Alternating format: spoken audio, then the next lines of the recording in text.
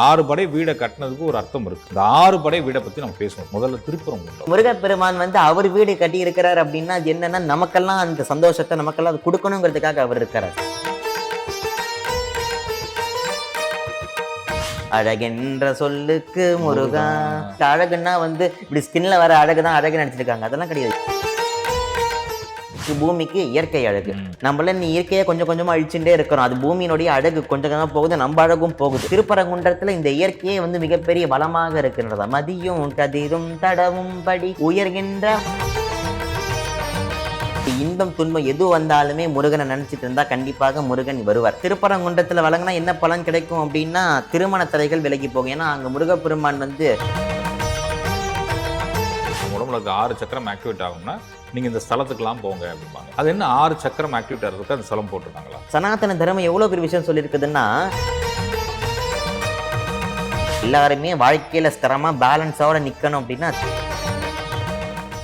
சுகமே சொல்ல சாமி. வணக்கம். நான் உங்கள்கிட்ட ஃபோனில் சொன்னேன் 6 படை வீட்டோட விளக்கத்தை நீங்கள் சொல்கிறப்ப மக்களுக்கு இன்னும் எளிமையாக கொண்டு போய் சேர்க்க முடியும் நம்மளால். ஸோ இந்த 6 படை வீடுனா என்ன? ஏன்னா பொதுவாக என்ன நினச்சிட்டு இருக்காங்கன்னா நம்ம வீடு கட்டி குடியேறிக்க மாதிரி முருகனும் வீடு கட்டி அங்கங்கே 6 படையில் வீடு கட்டி குடியேறிட்டார் போல தெரியுது. அதான் 6 படை வீடுன்னு நினைக்கிறாங்க. இல்லை இந்த 6 படை வீட்டுக்கு போயிட்டு வந்துட்டோம்னா நம்ம வாழ்க்கையில் பெரும் செல்வம் சேர்த்துருவோம்னு நினச்சிடுறாங்க. பட் அந்த 6 படை வீடை கட்டினதுக்கு ஒரு அர்த்தம் இருக்குது.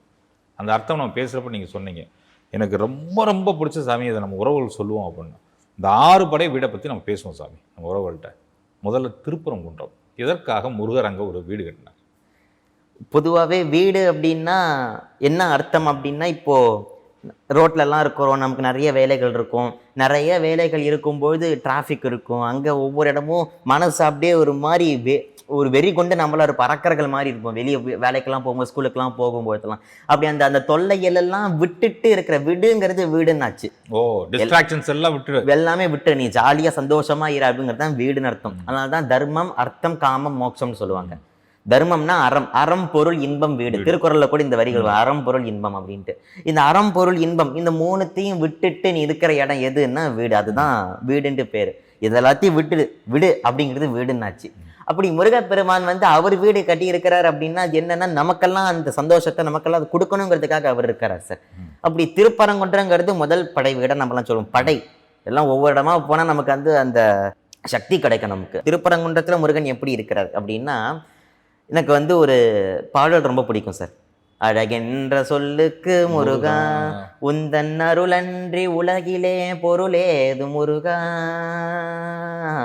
அழகென்ற சொல்லுக்கு முருகா. எனக்கு அவ்வளவா பாட வருதா இல்லைன்னு தெரியல, உங்களுக்கு தான் தெரியும். நல்லா பாடுறீங்க, நல்லா. அப்படி முருகன்னாலே அழகுன்னு தான் சொல்லுவோம். முருகன் முருகு அப்படின்னாலே தமிழ் மொழியில அழகுன்ட்டு பேரு.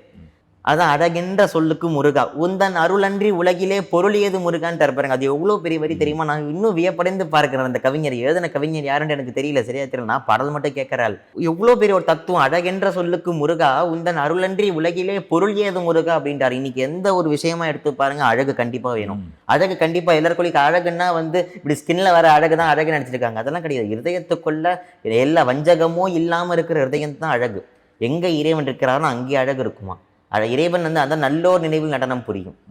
இறைவன் எங்க இருக்கிறான்னா அழகுல இருக்க. எல்லா உயிரினங்களுக்கும் ஒரு அழகு இருக்கும் சார். இப்ப சிங்கம் இருக்கு, சிங்கத்துக்கு எது அழகு? இந்த பிடரி அழகு. யானைக்கு தந்தம் அழகு. ஒரு வீரன்னா அந்த வீரனுக்கு இந்த புஜ பலங்கள், இந்த புஜம் அப்படி பலமா இருக்கணும். புஜபல பராக்கிரமத்தோட இருக்கும். விதோக்லுப்த தண்டான் ஸ்வலீலா திதாண்டான் நிரஸ்தேப சுண்டான் துஷாங்கால தண்டான் அதேந்திராஜி சண்டான் ஜெகத்ரான சவுண்டான் சதாத்தே பிரசண்டான் ஸ்ரீய பாகு தண்டான் அப்படின்னு. பாகுனா தோல். அந்த தோல் வீரமா இருக்குமா? அதான் வீரபாகுன்ட்டு பேரு. முருகனுடைய படைத்தலைவர்களிலே முதல் படைத்தலைவர் யாருன்னா வீரபாகு தேவர். அப்படி வீரம் இருக்கிறவனுக்கு நெஞ்சில ஈரம் இருக்கணும். அந்த ஈரம்ங்கிறது கருணை. அப்படி அந்த பாகுனா தோல். அந்த தோல் வீரத்தோட இருக்கணும். ஒரு ஆணுக்கு அந்த தோல் வீரமா இருக்கணும். தாய்மார்களுக்கு கூந்தல் அழகு. அந்த கூந்தல்ல பூ அழகு. வாழை மரத்துக்கு குருத்தழகு. சொற்பொழிவுக்கு கருத்தழகு. என்னுடைய சொற்பொழிவு அப்படி இல்லைன்னு தான் நினைக்கிறேன். நிறைய நல்லா இருக்கு, நான் கேட்டிருக்கேன். ஒரு பாடல்னா ஒரு பாடலுக்கு அணி அழகு, கோவிலுக்கு மணி அழகு. இப்படி எல்லாத்துக்குமே அழகுங்கிறது கண்டிப்பாக இருக்கு சார். இப்ப பூமி இருக்கு, பூமிக்கு இயற்கை அழகு. நம்மள இயற்கையை கொஞ்சம் கொஞ்சமா அழிச்சுட்டே இருக்கிறோம். அது பூமியினுடைய அழகு கொஞ்சம் கொஞ்சமா போகுது, நம்ம அழகும் போகுது. அப்படி இயற்கை எங்க இருக்குதோ அங்கே பிரகிருதி. இயற்கைக்கு என்ன பேருனா பிரகிருதின்னு பேரு. இந்த எல்லா ஜகத்துமே அம்பிகை தானா. வாக்கர்த்தாவித சம்பர்த்தோ வாக்கர்த்த பிரதிவர்த்தையே ஜகத பிதரோ வந்தே பார்வதி பரமேஸ்வரம். ஜகத பிதரோ வந்தே பார்வதி பரமேஸ்வரன். ஜகத் யாரு அப்படின்னா அம்பிகை. ஜெகத பிதரோ, அந்த ஜகத்துக்கு யாரு பிதானா? பரமேஸ்வரன். அப்ப இந்த ஜகத்துக்கு உரிமையாளர் யாரு? முருகப்பெருமான். அவங்களுடைய புதல்வன் போது இந்த ஜகத்துக்கே உரிமையாளர் அவரு தான். அப்படி இறைவன் எங்கே இருக்கின்றன? இந்த இயற்கையில இருக்கின்றன. நம்ம சென்ற பதிவில சிந்தித்திருப்போம், திருவண்ணாமலையே வந்து இயற்கையாகத்தான் இருக்கிறது. ஒவ்வொரு இடத்துக்கும் போறாங்க. அந்த கோவிலுக்கு போனா நந்தனவனம்னு வைப்பாங்க. கோவிலில் வந்து அந்த இயற்கையோடு இருக்கணும் அப்படின்ட்டு. அப்படி ஒவ்வொரு இடத்துக்குமே இயற்கை வந்து நமக்கு நிறைய விஷயங்கள் சொல்லு. இந்த பிரபஞ்சம் இருக்குதுல்ல சார், உண்மையிலே இது வந்து மனிதனை உணர்ந்துக்கணும். இந்த பிரபஞ்சத்திலேருந்து நமக்கு என்னதான் கிடைக்குது, இந்த பிரபஞ்சம் நமக்கு என்னதான் சொல்லுது, ஏன் இத்தனை மரம், ஏன் இத்தனை பறவைகள், ஏன் இத்தனை எல்லாம் இருக்குது, இதெல்லாம் ஒவ்வொன்றும் ஒன்று சொல்லும். ஏன்னா மனிதன் ஒரே மாதிரி கிடையாது, ஒரே மாதிரி இருந்தால் அவன் மனிதனும் கிடையாது. அப்படி எல்லாம் ரோபோ, ஒரே ஒருத்தனை எல்லாமே ஒவ்வொரு ரூபமாக இருக்கிறப்ப அதெல்லாம் என்ன சொல்லுது அப்படின்னா, சூரியன் இருக்கு, சூரியன் தினமும் உதிக்குது, அது உதித்து சந்தோஷப்படுது, சூரியன் உதித்து கொண்டாடுகிறது. காற்று இருக்கு, காற்று வீசி கொண்டாடுது. மழை பொழிந்து கொண்டாடுகிறது. பறவைகள் வந்து காலையில் காலங்காத்தால அந்த 6 மணிக்குள்ள எழுந்து பார்த்தீங்கன்னா பறவைகள் வந்து அந்த மரத்துக்கடியிலிருந்து அதனுடைய சொந்த மொழியில பேசிட்டு இருக்கும். அதனுடைய மொழியில கேட்க ரொம்ப இனிமையா இருக்கும். அப்படி பறவைகள்லாம் அப்படி தாளத்தோடு பேசி சந்தோஷப்படுது. இந்த மொட்டெல்லாம் மலர்ந்து கொண்டாடுது. இதெல்லாம் என்ன சொல்லுது? நீயும் முருகனை வணங்கி கொண்டாடின்ற அந்த இயற்கையோடு இருக்கிற அந்த முருகனை நீயும் வணங்கி கொண்டாடு அப்படிங்கிறத இயற்கை நமக்கு சொல்லுது. ஒவ்வொன்றுமே சரி, இதெல்லாம் கம்மி தான், இன்னும் நிறைய இருக்குது. அப்படி ஒவ்வொன்றும் வேர் இருக்கு. நான் எவ்வளோ ஆழமா இருக்கேன், அது போல நீ உன்னுடைய முத்திரைகளை ஆழமா பதிச்சுட்டு போ. வானம் சொல்லுது, நான் எவ்வளோ உயரமா இருக்கேன், நீ அந்தபடி உயரத்துக்கு வா அப்படின்றத சொல்லுது. ஒவ்வொரு தினமும் சூரியன் நான் தினமும் மறையிற, அதுக்காக நான் கவலைப்படுறதும் கிடையாது. திரும்பி வெளியே வருவேன். நீ மறைஞ்சனா திரும்பி வெளியே வா, வெளியே வர்றதுக்கான காலம் வரும். இது எல்லாமே சொல்றது இயற்கை. இந்த இயற்கையோட தான் சனாதன தர்மம். இயற்கையை தான் கோயிலுக்கு போன நந்தனவனம், கோவில், வீடு, எல்லா இடத்துலையும் செடி கொடிகள்லாம் வளராது. எவ்வளவு விஷயங்கள் அது சொல்லும் அப்படின்ட்டு இயற்கை நமக்கு நிறைய சொல்லுது. இன்னைக்கு நான் உங்கள்கிட்ட நிறைய விஷயம் கத்துக்கிட்டு இருக்கேன். சொல்லுங்க. அப்படி முருகப்பெருமான் வந்து இயற்கையோடவே இருக்கிறாராம். திருப்பரங்குன்றமே வந்து நீங்க திருப்பரங்குன்றம் போயிருந்தீங்கன்னா தெரியும். இந்த திருப்பரங்குன்றம் போகும்போது இந்த பக்கம் 2 பக்கமும் வந்து கண்மாய்கள் இருக்கும். அதெல்லாம் எதுக்குன்னு ஒரு எழுத்தாளர் சொல்லுகின்றார். அது என்னன்னா, இந்த திருப்பரங்குன்றத்தினுடைய அழகை பார்த்துக்கினே இருக்கணுங்கிறதுக்காக 2 பக்கமும் கண்ணாடி போல இந்த 2 கண்மாய்கள் இருக்குது. ஏன்னா நம்ம இன்னைக்கு என்ன மேக்கப் பண்ணாலுமே கண்ணாடி வச்சிருப்போம். நமக்கு முன்னாடி கண்ணாடி இருக்கும். சுவாமியே தன்னுடைய கல்யாணத்தப்ப அந்த கண்ணாடி வச்சுப்பாராம். அவருக்கு முன்னாடி வந்து அவருடைய அந்த உயரத்துக்கு கண்ணாடி இருக்கும். அந்த கண்ணாடியில அவர் பார்த்த நேரம் பாரு, ரொம்ப அழகா இருக்கிறனே அப்படின்னு அவருக்கே ஒரு இது. ஒன்னு சுந்தரா வானா சுந்தரமூர்த்தி சுவாமிகள் வந்தாராம். அப்படி எங்க போனாலும் இந்த கண்ணாடிங்கிறது ரொம்ப முக்கியம். அதனால சுவாமி கோயிலுக்கு போகும்போது தான் சுவாமிக்கு முன்னாடி இந்த பிரதிபிம்ப தரிசனம்ட்டு கண்ணாடி வச்சிருப்பாங்க. சுவாமியை அங்க பார்த்துட்டு திரும்பி இந்த கண்ணாடியில பார்க்கணும். அதுபோல் நமக்கு அது ஒரு சந்தோஷமா இருக்கும். அப்படி இந்த கண்ணாடி இது எல்லாமே இருக்கும்போது அந்த திருப்பரங்குன்றத்தினுடைய அழகு நம்ம இந்த பிரதிபலிக்கணுங்கிறதுக்காகவே 2 பக்கமும் இந்த கண்மாய்கள் இருக்குமா. அது அருணகிரிநாதர் சொல்றார். மதியும் கதிரும் தடவும் படி உயர்கின்ற வனங்கள் பொருந்திய வளமொன்று பரங்கிரி வந்தருள் பெருமாளே.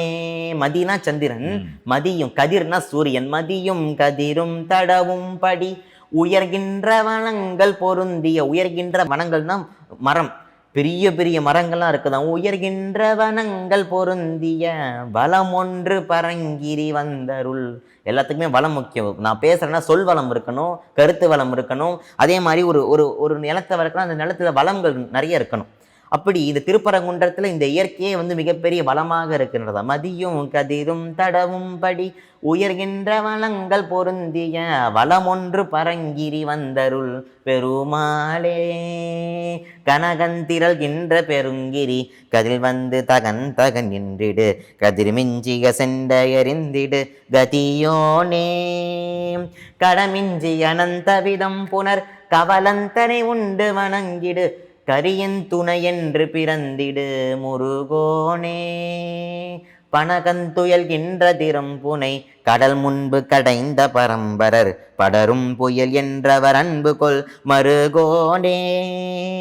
பல துன்பம் உழன்று கலங்கிய சிறியன் புலையன் கொலையன் புரி பவம் இன்று கழிந்திட வந்தருள் புரிவாய. எவ்வளோ பெரிய தத்துவம். பல துன்பம் உழன்று பல எல்லாருமே கஷ்டப்படுறோம். அதாவது பல துன்பம் உழன்று கலங்கிய சிறியன் புலையன் கொலையன் புரி பவம் இன்று கடிந்திட வந்தருள் புரிவாயே. அனகன் பெயர் நின்றுருளும் திரி புறமுந்திரி வெண்டிட இன்புணன் அழலும் தன கொந்திரல் கொண்டவர் புதல்வோனே. இப்படி எவ்வளவு பெரிய தத்துவம் சொல்ல பாருங்க. பல துன்பம் உழன்று கலங்கிய சிறியன் புலையன் கொலையன் புரி பவம் இன்று கழிந்திட வந்தருள் புரிவாயே. அனகன் பெயர் நின்றுருளும் திரி புறமுந்திரி வென்றிட இன்புடன் அழலுந்தன குந்திரல் கொண்டவர் புதல்வோனே. அனகன் பெயர் நின்றுருளும் திரி புறமுந்திரி வென்றிட இன்புடன் அழலுந்தன குந்திரல் கொண்டவர் புதல்வோனே. அடல் வந்து முழங்கியிடும் பறை டுடுடும் டுடுடும் டுடுடும் டென அடல் வந்து முழங்கியிடும் பறை டுடுடும் டுடுடும் டுடுடும் டென அதிர்கின்றிட அண்டம் நெறிந்திட வரு சூரரு. மனமுந்தழல் சென்றிட அன்றவர் உடலும் குடலும் கிழி கொண்டிட மயில் வெந்தனில் வந்தருளும் கன பெரியோனே.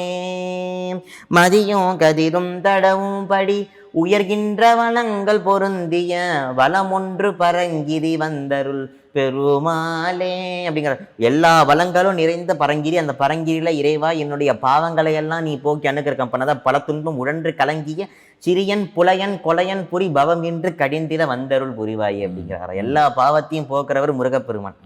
காஞ்சி பெரியவர் ஒரு கருத்து சொன்னார், நம்மளுடைய பாவங்களை எல்லாம் இறைவன் மன்னிப்பார், ஆனா நம்மளுடைய புண்ணியங்களை மறுக்கிறதுக்கு அவருக்கு தெரியாது அப்படிங்கிறாராம். நம்மளுடைய பாவங்களை மன்னிப்பார், நீ என்ன பாவம் பண்ணாலும் அதை மன்னிச்சு அனுகிரகம் பண்ணுவாரா, நீ எவ்வளோ புண்ணியம் பண்ணாலும் அது வேண்டான்னு அவர் சொல்ல மாட்டார், எல்லாமே அவர் எடுத்துப்பாராம் அப்படின்ட்டு காஞ்சி பெரியவர் சொன்னார். அது போல வாழ்க்கை என்னதான் வாழ்க்கை இருந்தாலும் துன்பம் பட்டாலும் அந்த இடத்துல துயர் துடைக்கிறதுக்கு முருகன் வருவார். அப்படி என்னதான் துன்பம் இருந்தாலும் முருகன், ஏன்னா நம்ம துன்பம் வரும்போது தான் இறைவனை நினைப்போம், இன்பம் வரும்போது நினைக்கவே மாட்டோம். அப்படி இன்பம் துன்பம் எது வந்தாலுமே முருகனை நினைச்சிட்டு இருந்தா கண்டிப்பாக முருகன் வருவார், மயில் மேல வருவார். நிச்சயமா நிச்சயமா நிச்சயமா. அப்ப அந்த திருப்பரங்குன்றம் வந்து ஃபுல் அண்ட் ஃபுல் இயற்கையை மட்டும் தான் சொல்லியிருக்கு இல்லையா? ஆமா. இப்ப இந்த திருப்பரங்குன்றத்துல வழங்கினா என்ன பலன் கிடைக்கும் அப்படின்னா திருமண தடைகள் விலகி போகும். ஏன்னா அங்க முருகப்பெருமான் வந்து தேவயானை அம்மையாரோட இருப்பார். தேவயானை அம்மையார் வந்து தெய்வலோக நலத்தை கொடுப்பாராம். வள்ளி அம்மையார் வந்து பூலோக நலத்தையும் இக நலத்தையும் அவங்க பர நலத்தையும் முருகப்பெருமான் முக்தி நலத்தையும் கொடுப்பார். அப்படி இந்த ஸ்தலத்தை வணங்கினா திருமண தடைகள் எல்லாமே விலகி போகும். அதே மாதிரியே வந்து முருகப்பெருமானுடைய அனுகிரகத்தை ஈஸியா பெறணும் அப்படின்னா எங்க சோலைகள் இருக்கோ அங்கேயும் முருகன் இருப்பானா, எங்க பச்சை பசேல்னு இருக்குதோ அங்க ஆனந்த பச்சை மயில் வாகனம்னு சொல்லுவாங்க. அதனாலதான் திருப்பரங்குன்றம் வந்து அந்த இயற்கையோடு இருக்கிறது. அப்படி நாமளும் ஒவ்வொரு இடமா போய் நமக்கு நம்ம வீடு பக்கத்துல என்ன கோவில் இருந்தா கூட அந்த இடத்த பச்சை பசேல்னு அப்படி மரங்களோடு வைத்தா இயற்கையோடு இருந்தா முருகப்பெருமான் அந்த இடத்துல இருப்பார். இதை வந்து நம்ம முருக பக்தர்கள் தெளிவா தெரிஞ்சுக்கணும், இயற்கையோடு சார்ந்து வாழ்ந்தா முருகர் அங்க இருக்கான்றது. ஆமா, நிச்சயமா நிச்சயமா. இப்போ நீங்க திருப்பரங்குன்றத்தை பத்தி இவ்வளவு சொன்னீங்க இல்லையா, நிறைய பக்தர்கள் என்ன சொல்லுவாங்கன்னா, இல்ல நிறைய முருகன் சொற்பொழிவாளர்கள் என்ன சொல்லுவாங்கன்னா, 6 சக்கரம் நம்ம உடம்புல இருக்க 6 சக்கரம் ஆக்டிவேட் ஆகும்னா நீங்க இந்த ஸ்தலத்துக்குலாம் போங்க அப்படிம்பாங்க. அது என்ன 6 சக்கரம் ஆக்டிவேட் ஆகிறதுக்கு அந்த ஸ்தலம் போட்டிருக்காங்களா? இந்த ஏன் சக்கரம்னு சொல்றாங்க, ஏன் உடம்புக்குள்ள சக்கரம் தான் இருக்கா, ஏன் ஒரு ஸ்கொயர் வைக்கிறது ரெக்டாங்கிள் வைக்கிறது, ஏன் சக்கரம் மட்டும் வச்சுக்கிறாங்க, எங்க போனாலும் ஏன் ஒரு சக்கரம் இருக்கு? ஏன்னா அந்த சக்கரம்ங்கிறது தான் சார் வாழ்க்கையினுடைய ஒவ்வொரு தத்துவங்களுமே இந்த சக்கரத்துக்குள்ள அடங்கி போயிடும். இப்போ ஒரு வண்டி எடுக்கிற வண்டியினுடைய சக்கரம் ரவுண்டா தான் இருக்கும். நம்மளுடைய யுகங்களும் வந்து ஒரு சக்கரத்துக்குள்ள தான் இருக்கும், நம்மளுடைய வாழ்க்கையும் ஒரு சக்கரத்துக்குள்ள தான் இருக்கும். யுக சக்கரம், காலச்சக்கரம்னு சொல்லுவாங்க. காலம் டைம் வந்து கடிகாரம் கூட ரவுண்டா தான் இருக்கும், அந்த டைமிங்ஸ் எல்லாமே. அப்படி இது எல்லாமே ஒரு சக்கரம் சார். இந்த சக்கரத்துக்குள்ள தான் நம்ம எல்லாருமே மாட்டி தவிக்கிறோம். ஆனா இந்த சக்கரத்தால பல நன்மைகளும் கிடைக்குது. அப்படி இந்த உடம்புக்குள்ள வந்து 8 சக்கரங்கள் இருக்குன்னு சொல்லுவாங்க சார். அந்த 8ல 8வது நிலை அடையணும்னா இந்த 6 சக்கரங்கள் ரொம்ப முக்கியம். என்னன்னா மூலாதாரம், சுவாதிஷ்டானம், மணிபூரகம், அநாகதம், விசுக்தி, ஆக்ஞா, துரியம், சகசிராரம். இந்த இடத்துல இந்த நடு மண்டையில தான் வந்து சகசிராரமே சக்கரம் இருக்கு. அந்த இடம் தான் வந்து 1000 நரம்புகள் சூழப்பட்ட ஒரு இடம். அங்கதான் வந்து 1000 தாமரைகள்ல இறைவன் இருப்பானாம். அதனால்தான் வந்து மகாபத்மா டவி சம்ஸ்தா கதம்ப வனவாசினி அப்படின்ட்டு சொல்லுவாங்க. மகாபத்மம் தாமரை பார்த்தீங்கன்னா எவ்வளோ பெருசா இருக்கும், மகாபத்மம்னா 1000 இதழ் கொண்ட தாமரை, அப்போ அது எவ்வளோ பெருசா இருக்கும். இந்த இடத்துல தான் வந்து அந்த தாமரையானது இருக்குமா. அப்படி இந்த 6 சக்கரங்களையும் நம்ம ஆக்டிவேட் பண்ணணும் அப்படின்னா உள்ளுக்குள்ள குண்டலினி சக்தின்னு ஒரு சக்தி இருக்கு சார். அது ஒரு பாம்புன்னு சொல்லுவாங்க. அது ஏன் பாம்புங்கிறாங்கன்னா அது போற வழி பாம்பு போல போகுமா, அதனால குண்டலினி பாம்பு. அதனால தான் குண்டலியாம் சிவ குகந்தின வருக அப்படின்னு வரும் கந்த சஷ்டி கவசத்துல. இறைவனே வந்து குண்டலினி சக்தி. அப்படி அந்த குண்டலினி சக்தியை நம்ம ஆக்டிவேட் பண்ணணும்னா அந்த குண்டலினி சக்தி வந்து 3 வழியாக தான் போகும். இடா நாடி, பிங்கள நாடி, சுஷும்னா நாடி. அந்த சுஷும்னா நாடி வழியாக தான் அந்த குண்டலினி சக்தியானது பாய்ந்து பாய்ந்து பாய்ந்து பாய்ந்து இந்த இடத்த அடையும். இந்த இடத்துல அடைஞ்சிருச்சு அப்படின்னா அந்த இடத்துல ஞானம் வரும். அதனால ஒவ்வொரு தெய்வத்துக்கு பின்னாடி ஒரு ஒளிவட்டம் இருக்கும். மகான்களுக்கு பின்னாடிலாம் அந்த ஒளிவட்டம் என்னன்னா அந்த குண்டலினி சக்தி மேலே போக போக போக அந்த ஞான பிரகாசம், அந்த ஞான ஒளி வந்து பின்னாடி அந்த ஒளியாக நிற்குமா. அப்படி அதனால தான் முருகப்பெருமான் காலுக்கு அடியில கூட பாம்பு இருக்கும், மயிலுக்கு கீழே. அதுதான் குண்டலி சக்தி. அந்த குண்டலினி சக்தியை வந்து ஆக்டிவேட் பண்ற இடம் எதுனா மூலாதாரம். அது தூங்கின்னு இருக்கும் அந்த இடத்துல அந்த பாம்பு. மூலாதாரத்தினுடைய தெய்வம் யாருன்னா விநாயக பெருமான். சனாதன தர்மம் எவ்வளவு பெரிய விஷயம் சொல்லியிருக்குதுன்னா, மூலாதாரத்துல தான் அந்த குண்டலினி சக்தியான சொல்லக்கூடிய பாம்பு தூங்கின்னு இருக்கும். அதே மூலாதாரத்தினுடைய தெய்வம் யாருன்னா விநாயக பெருமான். இப்ப இதுக்கும் என்னங்க சம்பந்தம் அப்படின்னா, விநாயக பெருமானுடைய வாகனம் மூஞ்சூர், எலி. ஆமா, அது எங்கனாலும் பூந்து போயிட்டு. ஆமா, பாம்புக்கு எது எலி. அப்போ எலி இருக்கும்போது பாம்புக்கு அந்த வாசனை வந்து அது ஏந்திரிக்கும், கண்ணை விழிச்ச உடனே இறை இருக்கு, இது பிடிக்கணும்னா எலி பாஞ்சு ஓடும். அப்படி பாஞ்சு இடாநாடி பிங்களாடி கொண்டு போய் அந்த பாம்பு வேகமா போய் கடைசியில இந்த சகசாரத்தை கொண்டு வந்து நிறுத்திடுமா. அதனாலதான் விநாயகர் பெருமான் வந்து அந்த மூலாதாரத்துல வைத்திருக்கிறாங்க. இந்த மூலாதாரம் எங்க இருக்கு அப்படின்னா, நம்ம உடம்ப 2ஆ பிரிச்சோம்னா, சரி நம்ம ஏற்கனவே சொல்லியிருப்போம், 2ஆ பிரிச்சோம்னா எந்த இடத்துல அந்த இடம் முடியுதோ அதுதான் மூலாதாரம்னு சொல்ற அந்த சக்கரம். அந்த சக்கரத்துல தான் வந்து விநாயக பெருமான் இருப்பார். அந்த எலி வந்து ஒவ்வொன்றா போகும், பாஞ்சு போகும்பொழுது இந்த பாம்பு சேர்ந்து போக அவனுக்கு தபஸ் பண்ணி அவனுக்கு நேரா போய் அந்த சகசாரம், இந்த 1000 நரம்புகள் இருக்கிற இடத்துல அதை கொண்டு போய் சேர்த்துரும். அதை கொண்டு போய் சேர்த்த உடனே அவன் இறைவனுடைய நிலையை அடைவான். 6 நிலை என்று முதல் ஆகிய பரங்கிரியும். இந்த பரங்கிரிங்கிறது 6 ஆதாரங்கள்ல முதல் ஆதாரம் என சொல்லக்கூடிய மூலாதாரம். அதுதான் மூல ஆதாரம். எல்லாத்துக்கும் ஒரு மூல காரணம் இருக்கும், மூலாதாரம் இருக்குன்னு சொல்லுவாங்க. அது போல இந்த உடம்புக்கே மூலாதாரமா இருக்கிறது அந்த மூலாதார சக்கரம் தான். இப்போ நான் கூட உட்கார்ந்துட்டு இருக்கேன், எனக்கு நல்ல பேலன்ஸ் கொடுக்கறது அந்த மூலாதார சக்கரம். ஏன்னா நம்ம உட்காரும் போது காலாலியா உட்காரோம், அந்த மூலாதார சக்கரம் இருக்கிற இடத்துல தான் நம்ம உட்காரோம். அப்படி எல்லாத்துக்கும் மூலாதாரம் அந்த சக்கரம். அப்படி எல்லாருமே வாழ்க்கையில ஸ்திரமா பேலன்ஸோட நிக்கணும் அப்படின்னா திருப்பரங்குன்றம் போகலாம் சார். ஃபர்ஸ்ட் அந்த மூலாதார சக்கரம் அங்கே ஆக்டிவேட் ஆயிரும். ஆமா. அடுத்ததா திருச்செந்தூர்.